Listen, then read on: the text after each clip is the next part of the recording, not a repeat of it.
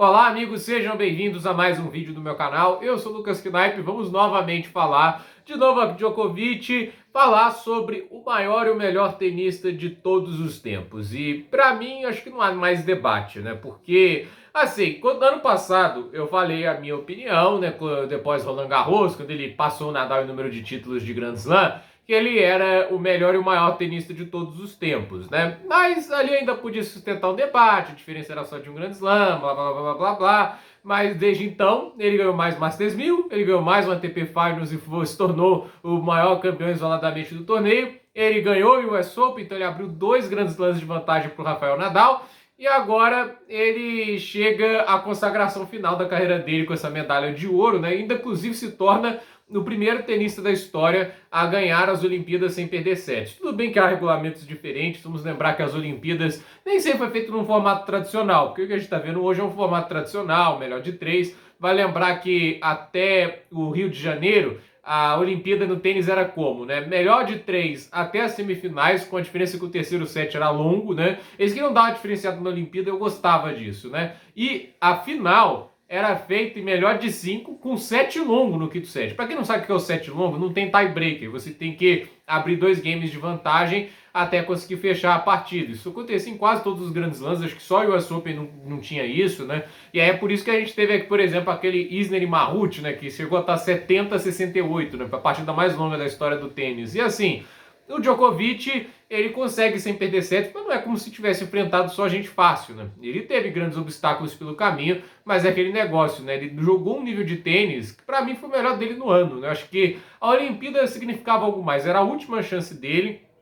Teoricamente era a superfície em que ele não é a melhor dele, mas eu pessoalmente acho que o Djokovic no Saibro é muito subestimado, né? A quantidade de vitórias que ele tem em cima do Nadal na superfície não é brincadeira, né? Ele tem 9 vitórias contra o Nadal no Saibro. Isso não é uma coisa para se jogar fora. E muitas delas feitas na época do auge do Nadal, lá, pô, nem citando aqui 2015, quando ele ganha a primeira do Nadal em Roland Garros, né? Citando, por exemplo, 2012, 13, 2011, ele tem várias vitórias contra o Nadal no Saibro. E assim, ele ganhou 3 Roland Garros, né? E se não tivesse um Rafael Nadal no caminho, sem dúvida ele seria o maior campeão no Saibro nesse período. Não à toa o Grand Slam que ele tem mais vitórias é o Roland Garros, é o Grand Slam que ele tá mais acostumado a chegar longe, né? É assim, ele parou mais vezes nas semifinais desse Grand Slam do que nos outros, né? Ele tem mais finais em todos os outros, mas de qualquer maneira, ele é um jogador de Saibro excelente, mas todo mundo pensava que aí era a condição mais difícil, até pelo nível que o Alcaraz vinha jogando, né?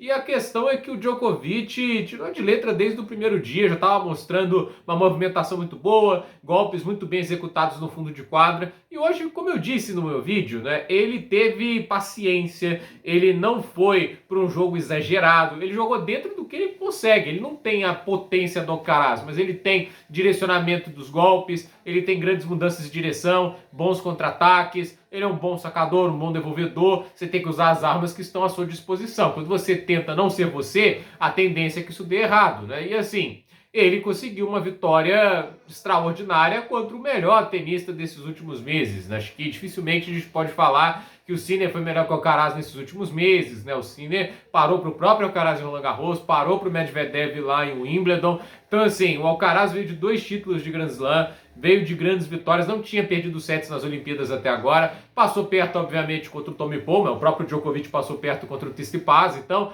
é aquela história, né? Tipo, o Alcaraz vinha jogando um tênis maravilhoso e tinha passeado nas semifinais, né? Duplo 6-1 para cima do Aliassime, então o favoritismo era do espanhol, até pelo que aconteceu em Wimbledon. Ele ganhou 6-2, 6-2, 7-6 do Djokovic, né? E assim, o Sérvio jogou uma partida que beirou o irretocável, né? Foi incrível o que ele fez hoje, a inteligência, o chamando a responsabilidade nos momentos difíceis, indo para o risco quando era necessário. Foi uma partida basicamente 10 de 10 do Djokovic e ele agora ganhou tudo. Assim, porque a gente para pensar, dos membros do Big Three, são todas carreiras grandiosas, são indiscutivelmente os 3 melhores tenistas de todos os tempos. A gente está falando aqui de um Roger Federer que ganhou 28 Masters 1000, ganhou 20 Grand Slams, tem mais de 100 títulos na carreira, mais de 300 semanas como número 1. Um tenista extraordinário, uma carreira magnífica. Por anos foi o tenista com o maior número de Grand Slams. É uma lenda do tênis, é irretocável. O cara é um imortal do esporte. Rafael Nadal tem 22 Grand Slams, tem 36 6, né,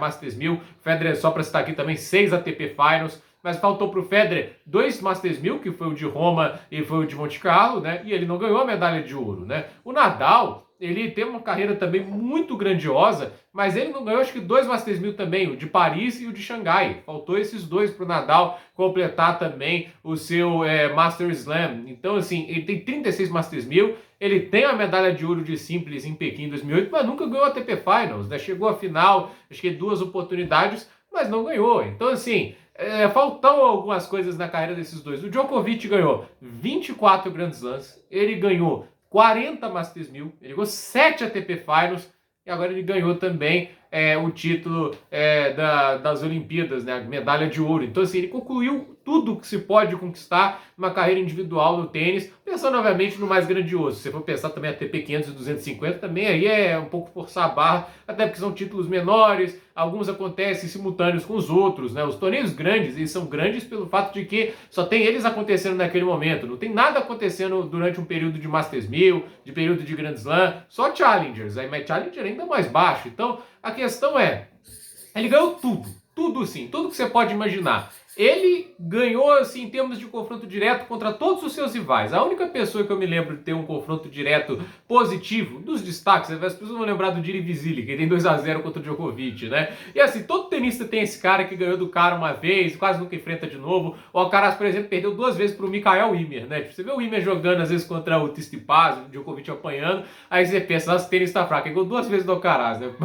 Vai entender, né? Mas a questão é, a gente tem o confronto direto, acho que só perdeu para os principais para o Roddick, 5-4 para o tenista americano, mas a maior parte dos confrontos antes de 2011, né? Quando o Djokovic ascendeu e quando o Roddick regrediu. O Roddick aposentou muito cedo, inclusive, então a tendência era que ficasse o confronto direto positivo para o Djokovic. Ele tem confronto positivo contra quase todo tipo de tenista, Nikolai Davydenko, aí também vamos obviamente citar Thomas Berdych, Davi Ferrer, o Juan Martín Del Potro, John Isner e obviamente os grandes nomes aí do tênis nessa sua geração. Roger Federer, foram 50 confrontos, ele ganhou 27, o Federer ganhou 23, Rafael Nadal, inclusive nessa caminhada para o Ouro Olímpico ele ganha, né? São 31 vitórias e 29 derrotas, e contra o Murray 25 vitórias e 11 derrotas. Então assim, o cara tem confronto direto positivo contra quase todo mundo. Se a gente para pensar no top 10 atualmente, ele tem confronto direto positivo contra todos.